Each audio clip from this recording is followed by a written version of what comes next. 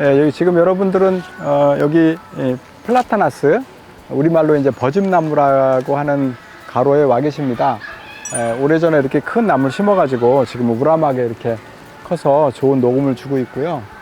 이 버즘나무는 세계의 4대 가로수 중에 하나예요. 세계 4대 가로수라면 엄청나게 많은 곳에서 식재를 했기 때문에 각 나라의 기후에 다 잘 적응을 한다는 뜻이겠죠. 나무가 크고 수용도 멋있고 또 오래 살고 병충해도 없고 또 여러 다른 강점들이 같겠죠. 뭐 예를 들면 잘라도 잘 안 죽고 또 이제 이 나무는 여러분들이 잘 모르실 거 한 가지는 이렇게 줄기가 이렇게 벗겨져 가지고 우리 옛날에 이제 얼굴에 이제 버짐 난 것처럼 이렇게 색깔이 예쁘게 나오는데, 이게 이제 비에 젖어 가지고 여기가 축축해지잖아요. 그러면 속에서 만니톨이라는 성분이 녹아내려 가지고 향긋해요. 여러분들 수박 자르고 참외 자르면 향긋한 향 나죠. 그게 이제 그 중에 한 성분이 마니톨이라는 성분인데 모든 과일엔 다 들어있어요. 근데 여기에 많이 있어요. 그래가지고 물기가 젖어가지고 나오면 여기를 비 오는 날 이렇게 걸어가시면 향긋한 향기를 맡으실 수가 있는데, 그게 여기서 나오는 마니톨 때문에 그런 겁니다. 이 나무는 이제 녹음도 좋고 워낙 거대하게 나무가 크기 때문에 공원, 녹지, 가로변에 제일 많이 심는 나무 중에 하나죠. 잎이 너무 크고 많으니까 청소하기 어려운 점, 또 나무가 크니까 가로변에 있는 가로수의 전선을 자꾸 들어 올리는 거, 그다음에 여기가 이제 지하부가 자꾸 커지면 여기 땅을 들어 올려요. 그래가지고 상하수를 자꾸 깨는 점, 이런 단점들이 있는데, 그럼에도 불구하고 가장 인기 있는 가로수 중에 하나라고 할 수 있습니다. 이동하실게요.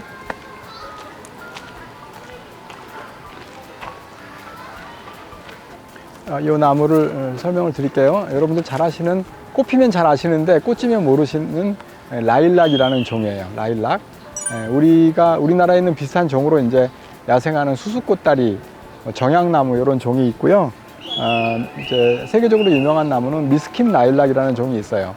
이런 종 중에 크기도 작고 향기도 정말 좋아서 정원의 식재용으로 많이 심는 미스킨 라일락이 있는데, 그 미스킨 라일락은 북한산에 있는 개회나무를 미국인 식물학자가 가져다가 미국에 가가지고 뉴욕에서 증식된 다음에 다시 우리나라에 와가지고 우리나라가 로열티를 내고 사고 있어요. 굉장히 좀 아이러니하죠. 어쨌든 그런 종류인데, 잎이나 꽃에 굉장한 강한 향기가 있죠. 이 잎도 우리가 입에 씹으면 굉장히 강한 향기가 있어 쓸 정도로, 그래서 향기가 그렇게 강한 거겠죠. 관목상으로 이제 많이 심는데, 라일락, 수수꽃다리, 정향나무, 개회나무가 전부 다 향기가 굉장히 좋습니다. 5월달에 꽃피는 걸로. 장식용으로 상당히 아름답죠. 이동하겠습니다.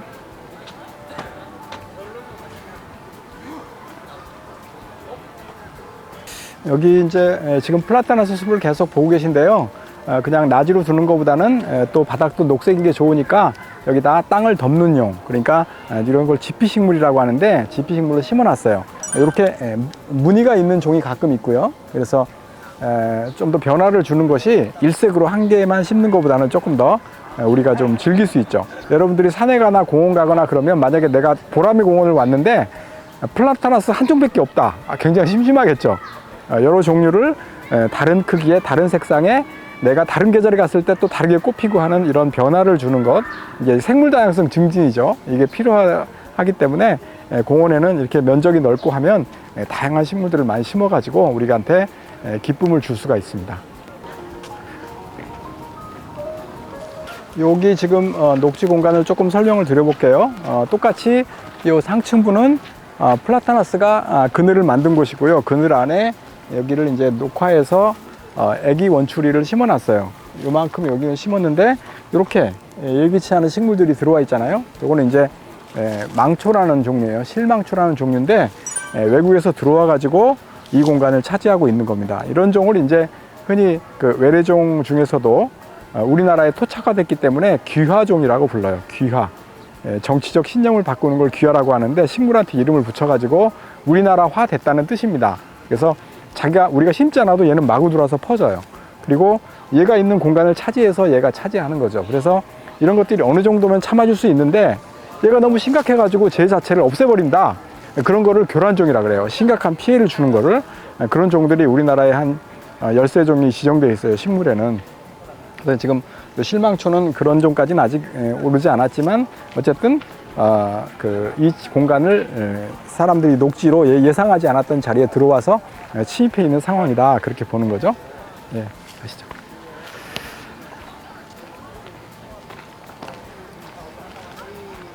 쪽에 이제 도시 그 숲을 읽어내는 법을 제가 한 가지 좀 말씀을 드리면, 우리 서 있는 곳은 낮은 곳이고요. 저 뒤에 그 녹지 쪽을 보시면 색깔이 조금 다른 걸 보실 수가 있어요. 잔디색, 그 다음에 느티나무가 있는 약간 누런빛색, 그 다음에 저 뒤에 진한 녹색. 저 뒤에 진한 녹색은 심지 않고 자연 상태로 있는 숲이니까 뿌리도 깊고 심지 않았기 때문에, 자기가 어릴 때부터 종자로 났기 때문에 면적이 넓게 자기를 차지하고 있어요. 그런데 이쪽은 사람들이 구덩이를 파가지고 심었기 때문에 저 상대적으로 매우 좋지 못해요. 물이 모자르거나 너무 땡볕이니까 여기 있는 거는 단풍이 일찍 뜨는 거예요. 그래서 약간 여기 약간 누른누른 빛이 먼저 나오는 거고요. 저 뒤에 건 조금 더 이제 아직까지는 그 참아내는 능력이 있으니까 조금 더 오래까지 녹색으로 있을 겁니다. 단풍도 늦게 들고. 그래서 그런 심은 것과 자연 상태의 차이가 여기서 잘 보이죠.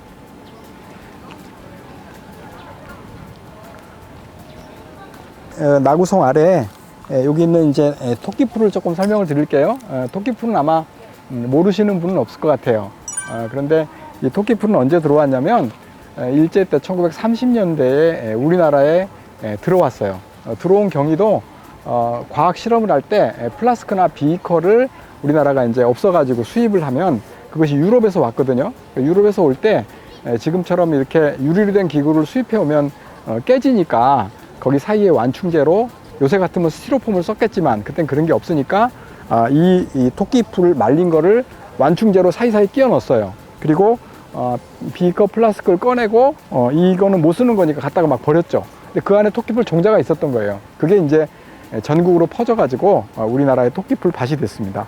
그렇게 식물의 이동은 자기가 유럽에서 종자를 여기까지 날라올 수 없잖아요. 인위적으로 배를 타고 온 거죠. 그래서 인위적으로 이렇게 와가지고 우리나라에 퍼진 종들을 이제 귀화종이라 그랬고, 이렇게 전국적으로 퍼져가지는 능력은 자기가 가진 고유한 그 경쟁 능력, 환경 적응 능력이 뛰어나서 그래요. 이 외에도 이제 붉은 토끼풀, 뭐 다른 토끼풀들이 여러 가지가 이제 요새는 많이 들어와 있어요. 그래서 그 나라에 몇 종의 귀화 식물이 있느냐 따라서 문화적인 교류, 그 다음에 인위적인 문제들의 척도를 재기도 해요. 문화도를, 귀화 식물의 종수에 따라서. 여기 보시면 이제 나구성을 심어 놓고, 나구성이 뿌리를 안 내려서 넘어질 것 같으니까 이렇게 지주목을 했고요. 여기도 이제 지주목을 했는데 요 지주목하고 여기 상처 입을 것 같으니까 여기에 완충제를 대기도 했고, 또 요거를 가만히 두면 여기다 그 벌레들이 여기다 알을 낳아요. 그래서 한꺼번에 떼가지고 태우면 벌레를 좀 구제할 수도 있고요. 그리고 요 아래 이렇게 조금 두툼하게 이렇게 씌워서 높이를 좀 둬서 얘가 통기가 되도록 해줬고, 여기에 이렇게 나무 껍질을, 요거를 이제 바크라 그러는데, 심어가지고 여기다 둬가지고 물을 흡수하거나 아니면 여기에 종자가 들 나도록 만들어서 처음엔 이렇게 도와줘야 됩니다. 안 그러면 그 잡초들이 많이 들어서 못 사니까 멀칭제라 그러는데 요거를 바크를 많이 싸주는 일을 해줘야 됩니다. 여기 지금 요 나무는 좀 작살나무라는 나무인데, 보라색으로 열매가 촘촘하게 달린 게 상당히 멋지죠. 올해 이제 12월 정도까지 잎이 다 떨어져도 이 보라색 종자가 그대로 남아 있어요, 눈 위에. 그래서 굉장히 아름답고 찾기 쉬워서 새들이 먹기도 하고요. 이제 보통 작살나무가 있고 좀작살나무가 있는데, 열매가 예쁜 거는 좀작살이에요. 이렇게 진한 색은 익은 거고, 요건 이제 꽃핀 지 얼마 안 돼서 이제 익기 시작하는 종인데, 이렇게 수벽, 나무의 벽을 이뤄 가지고 경계 같은 데 놓으면 상당히 좋고요. 너무 종자가 예쁘기 때문에 이거 보려고 실제로 많이 심습니다.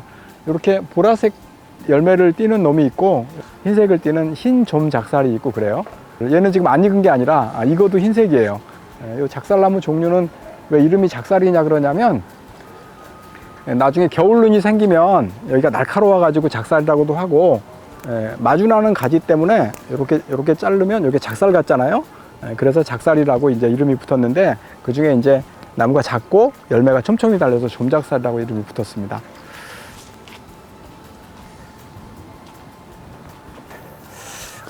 가을이 돼가지고 이제 억새의 계절이 됐어요. 억새가 도심에도 이제 펴 있는데 이 억새는 갈대하고 달리 이렇게 건조한 지대에 자라요. 갈대는 물에, 억새는 이제 산이나 능선.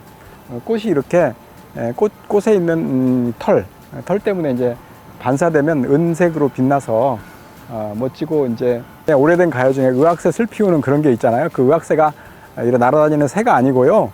이 억새를 길게 빼가지고 그 의학새라고 부르는 겁니다. 그래서 새라는 게 이제 이렇게 얇고 긴 잎, 이런 잎들을 이제 새라고 부르기 때문에 뭐 기름새, 한 새라로 붙은 식물 이름이 되게 많아요. 이제 가운데 이렇게 하얀 띠에 줄이 있는 것이 특징이고요. 꽃이 지금 피면 상당히 아름답죠. 그래서 억새 축제도 하는 그 지자체도 있고 그렇죠. 이 나무는 제가 아까 버즘나무 설명드리면서 세계의 4대 가로수 중에 하나가 버즘나무라고 했고, 그 다음에 또 4대 나무 중에 하나가 칠엽수라는 종이에요. 흔히 마로니에라고도 부르는데 거의 같은 종이긴 한데 조금 다릅니다. 잎이 7장짜리가 한 개로 모여져 있죠. 7장이 기본으로 이게 됐고, 이 나무는 지금 이 정도밖에 안 되지만 굉장히 그 나무가 크게 우람하게 잘 자라는 나무예요. 그래서 우리나라는 그렇게 많지는 않고 서울대학교 병원 마로니에 공원 있잖아요. 거기 외에나 요새는 또 이제 많이 심는 편이지만 유럽에 가면 거의 가로수가 이 나무다 싶을 정도로 그렇게 많이 심습니다.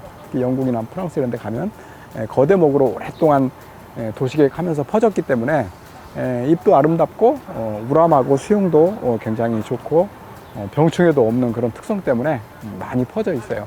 또 열매가 생기면 열매가 밤처럼 생겼는데 밤 정말 비슷해요. 그래서 근데 먹어보면 되게 우리는 못 먹어, 써서. 근데 그거를 청설모가 그렇게 좋아해요.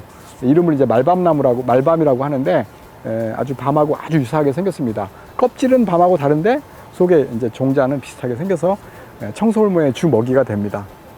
보실까요?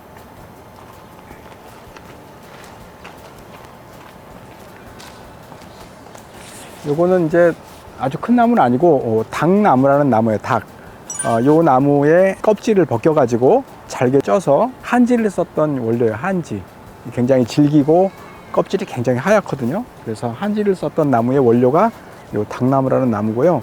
껍질을 이렇게 벗기면 아주 노란색으로 진한 노란색이 있는데 굉장히 질기거든요. 저희가 어릴 때 팽이채를 쓸 때 그 총채, 그 섬유제를 뿌리를 썼어요. 왜냐면 질기니까 아무리 쳐도 팽이를 삥삥 돌릴 수 있었거든요. 그래서 이걸 썼던 기억이 나는데 옛날에는 우리가 한지를 많이 썼기 때문에 집 주변에는 이 나무를 많이 심었어요. 뽕나무하고 같이. 요새는 이제 그렇게 종이를 이걸로 만드는 것보다는 이제 다른 생산을 하니까 다른 펄프제로 만드니까 이제 안 하는데, 한지 쓸 때는 이 나무가 그대로 오리지널로 쓰죠. 지금도 제한적으로 많이 쓰는 걸로 아는데 발견이 어려워요. 옛날처럼. 옛날은 꽤 많았는데. 보실게요. 요 입구에 이렇게 아치상으로 만들어 놓은 요 문은 등나무로 만들었네요. 이 등나무는 어떤 나무들을 자기 힘으로는 못 올라가고 감아서 올라가는데요. 감아서 올라가더라도 재밌는 거는 방향이 정해져 있어요. 이렇게 원 지주가 있으면 여기서 왼쪽 방향으로 이렇게 위에서 내려다보면 시계 방향으로 감아요. 등나무는. 그런데 이 등나무는 시계 방향인데 칡 같은 경우에는 거꾸로 반시계로 감아요. 그래서 칡하고 등나무하고 서로 만날 일은 많지 않은데 둘이 만나면 반대로 엉키겠죠. 그래서 칡하고 등나무하고 만나서 엉키면 서로 못 풀리니까 그런 거를 한자로 칡갈자, 등나무 등자를 써서 갈등이라 그래요. 그래서 갈등은 칡나무와 등이 엉킨 식물의 용어가 되겠습니다. 등나무는 다른 나무를 타고 감고 올라가는데 항상 일정한 방향이 정해져 있다, 그런 거죠. 그리고 굉장히 그 먼 곳, 한 10m까지도 이렇게 감아서 먼 곳까지 갈 수 있어 가지고 이렇게 도로를 개설하거나 이런 때, 아니면 어떤 담장을 높은 곳을 녹화하고 싶을 때 이 나무를 많이 심는데, 꽃도 예쁘고 열매도 대롱대롱 예뻐서 굉장히 많이 심는 덩굴성 식물입니다. 나무이면서 덩굴성 식물입니다. 네, 여러분, 오늘 제가 설명드리는 거 보라매 공원의 식물에 대해서 잘 보셨어요. 어떤 식물은 아주 나대지에 자라기도 하고, 어떤 식물들은 숲속에 자라기도 하고, 어떤 식물들은 숲속 아래에 자라기도 하고 여러 종류의 식물들이 각자의 환경에 맞게 잘 살고 있습니다. 도시에 계신 여러분들이 여기 공원에 와서 식물들과 함께 즐거운 시간을 가지셨으면 좋겠습니다. 감사합니다.